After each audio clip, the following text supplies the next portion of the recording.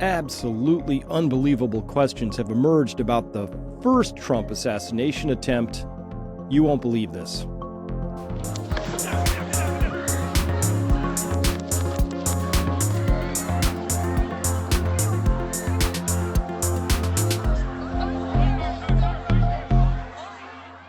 Hello, everyone. I'm Dr. Chris Martenson of Peak Prosperity, and I am still continuing on with this, which is a citizen's investigation into the Trump shooting in Butler, Pennsylvania.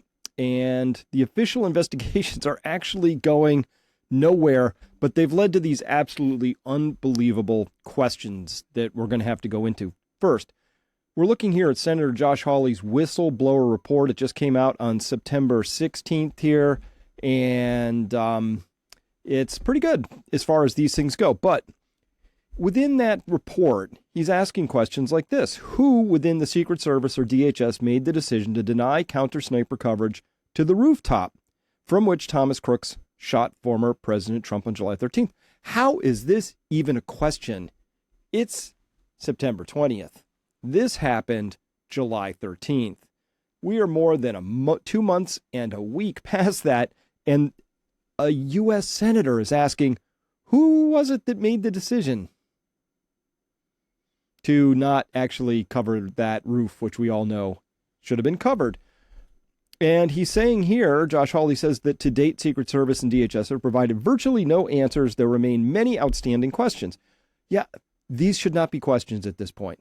That's what's unbelievable. These are unbelievable questions. It's unbelievable that we still are asking these questions this late in the game. It's unbelievable.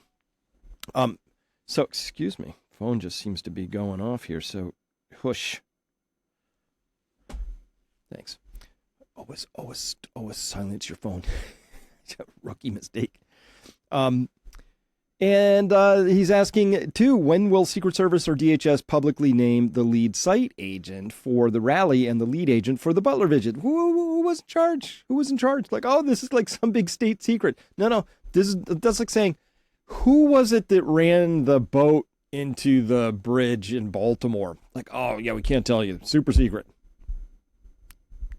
We can let you know it was somebody with the title captain. Well, we can't tell you who it was. Of course you need to know.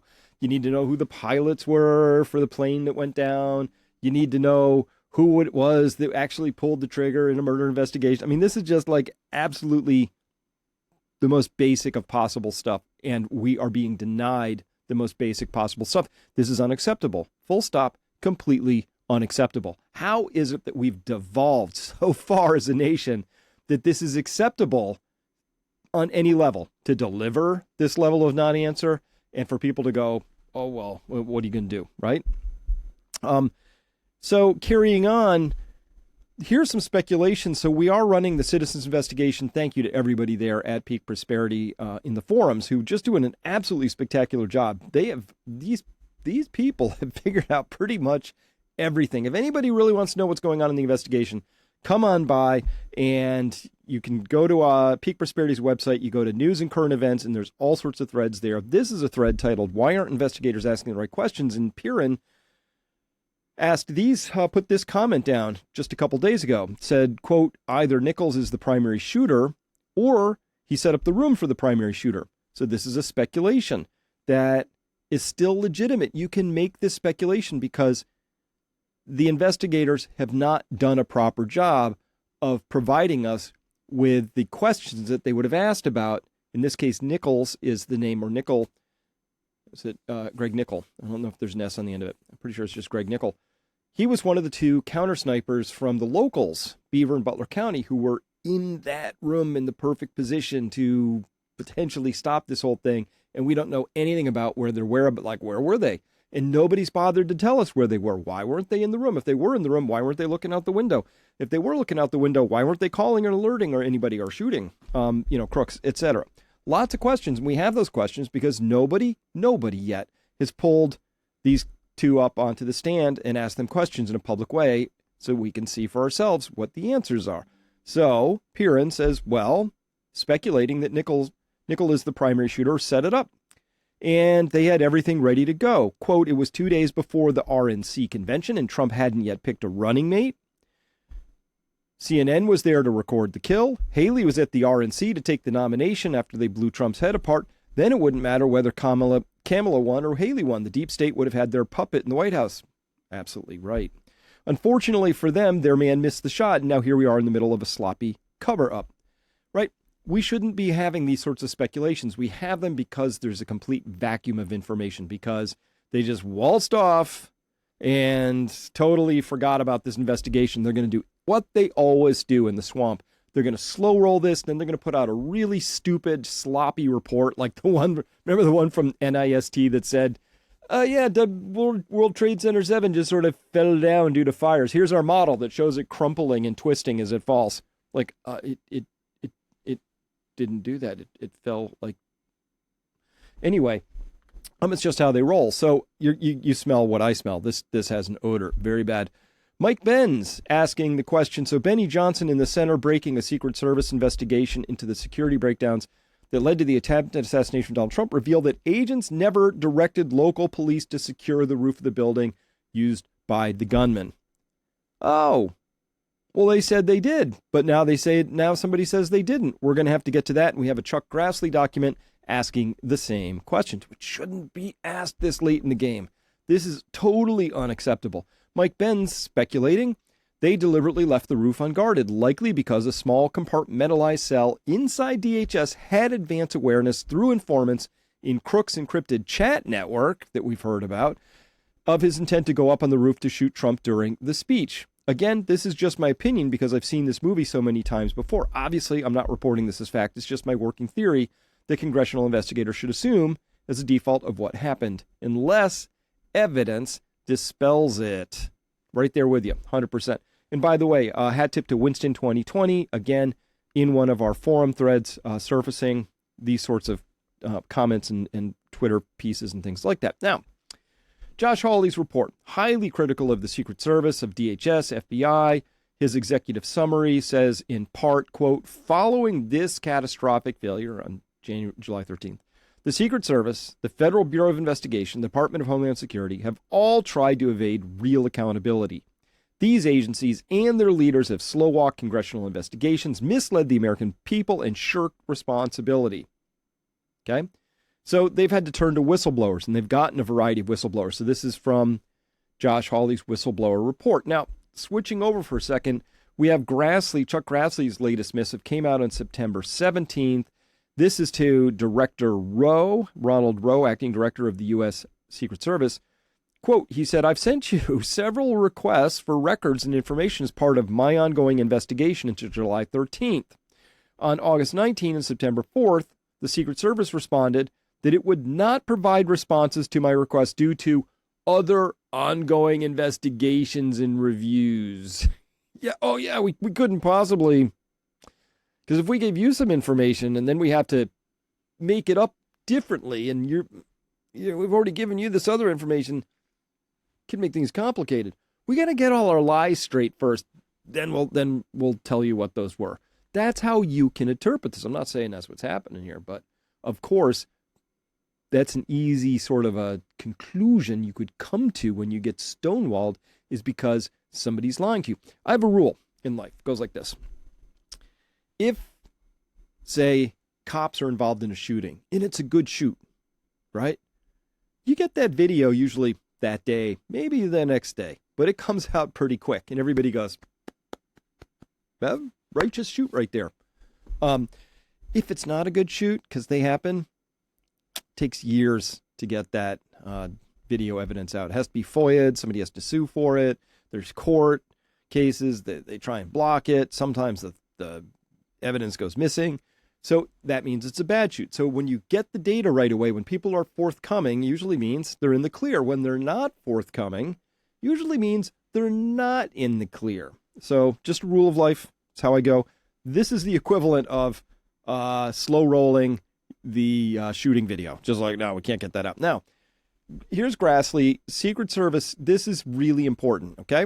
He says here that in response to the July 30th hearing about whether there were explicit instructions to local law enforcement to cover the roof of the AGR building. So this is directly to Ronald Rowe. He was under oath or whatever it is. I mean, he's in front. He's given testimony.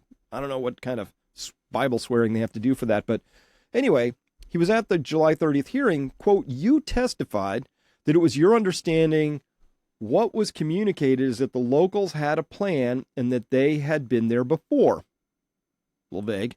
However, Butler County law enforcement officials interviewed by my staff have said that on July 11th, 2024, just 2 days before the shooting, during a walkthrough in preparation for the July 13th rally, they raised concerns to the Secret Service several times about securing the AGR building, complex buildings.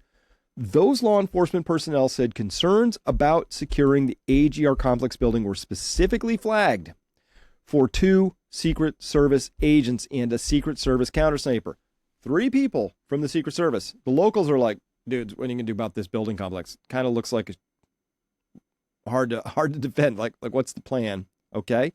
Butler County law enforcement officials here, carrying on, quoting from Grassley's document, said they told the Secret Service counter-sniper that they didn't have the manpower to cover the AGR complex buildings, and they asked that the whole area be locked down and to not let people in that area because based on their knowledge of that area, they believe people would gather there to see former President Trump. Butler County law enforcement officials stated that at several times during the walkthrough, when they reiterated their concerns to the agents and counter-sniper about securing the AGR complex buildings, the agents responded, "We will take care of it." End quote. Okay, so this is pretty bad. The Secret Service won't tell us who was in charge of the site. They won't tell us what decisions were made. They won't tell us what they said. They said, oh, we communicated clearly to the locals that they were in charge of the roof. And the locals said, nuh-uh, right? Okay. We need answers to this. This is actually the crux of the whole thing right here. Okay? So this is bad. This is bad. Somebody is lying here. Normal investigation, you kind of pick it apart till you figure out who's doing the lying. Okay. Now, this is from back to Josh Hawley's report. He said here, the resulting findings are highly damaging to the credibility of Secret Service and DHS. They reveal a compounding pattern of negligence, sloppiness, and gross incompetence that goes back years, all of which culminated in an assassination attempt that came inches from succeeding. Chief among them are, first bullet point, the Secret Service's Counter-Surveillance Division, which performs threat assessments of event sites, did not perform a typical evaluation of the Butler site and was not present on the day of the rally.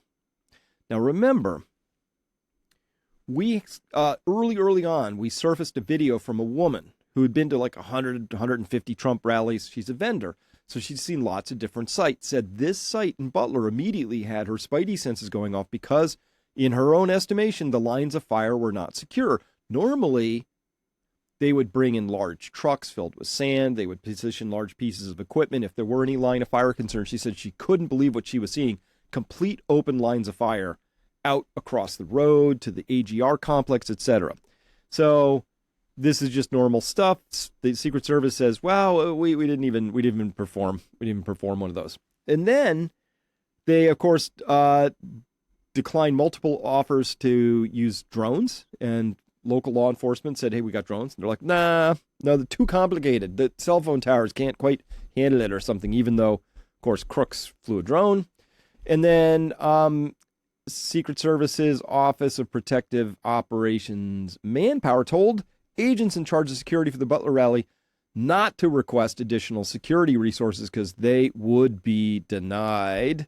And then on July 13th, law enforcement personnel abandoned the rooftop, and we're still unclear about this, of the AGR Building 6, the roof from which Thomas Crooks shot, because of hot weather.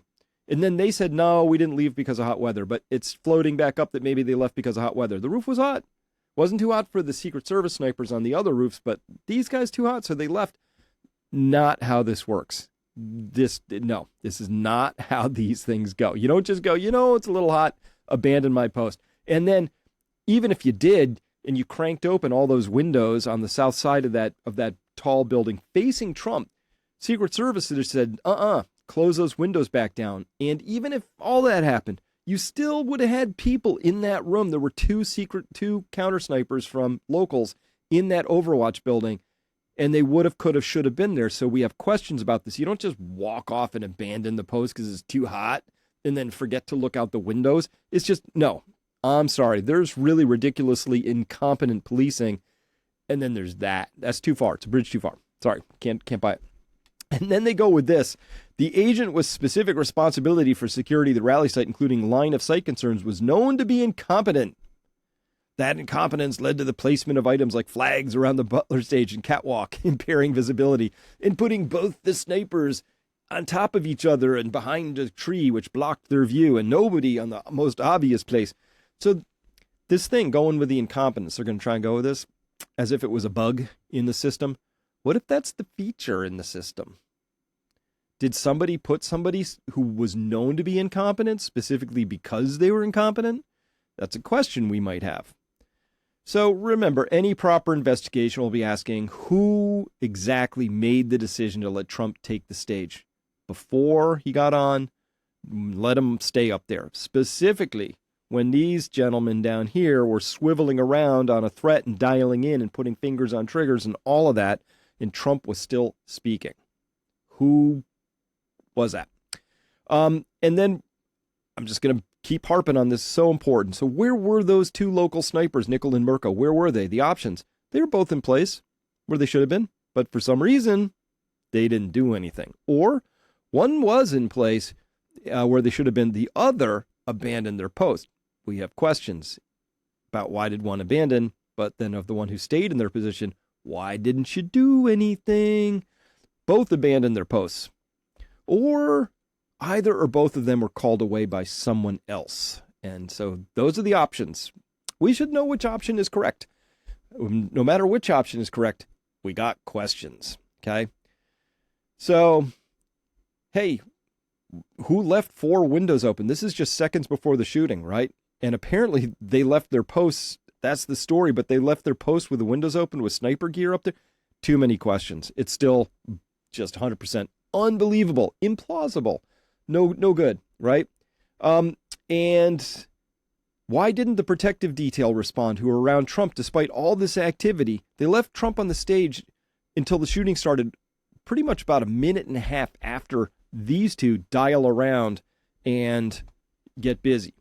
And we just all mysterious. Crooks was just wandering all over the place. He was seen by everybody, spotted at least 5 times on video, never with a backpack. Still have questions about that. Disappeared from law enforcement view between 5:45 and 6:05, at which point he gets up on the roof somehow, and he lounged up there for a couple minutes before at 6:08 he's seen again, and then he has 2.5 completely unmolested minutes to get set up and lie down on that too hot, over slopey roof and take a shot.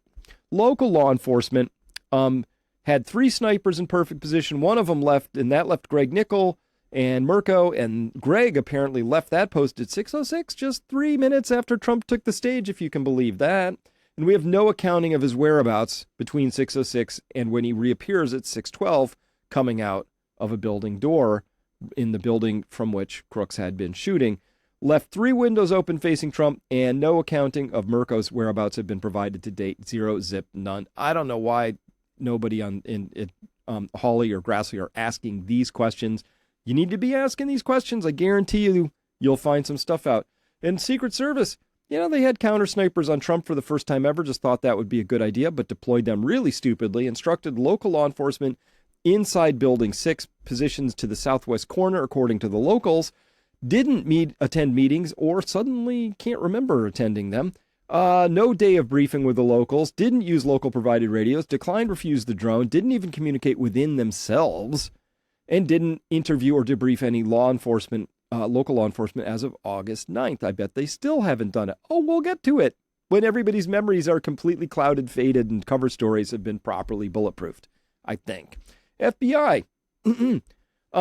Let everybody go home less than an hour and a half after the shooting. Cleansed the crime scene, as they're known to do. Released the entire crime scene by day 3, even though kicking everybody else off. Released Crooks' body for cremation without really notifying anybody else. And have provided very little information so far. I believe this is the best summation that we can get of the FBI's action so far from Len Corsetti. And we have questions. All right, everybody, I am going to have to go to part 2 of This Is For My subscribers back at Peak Prosperity. Time for a reality check. Look, war is on the way.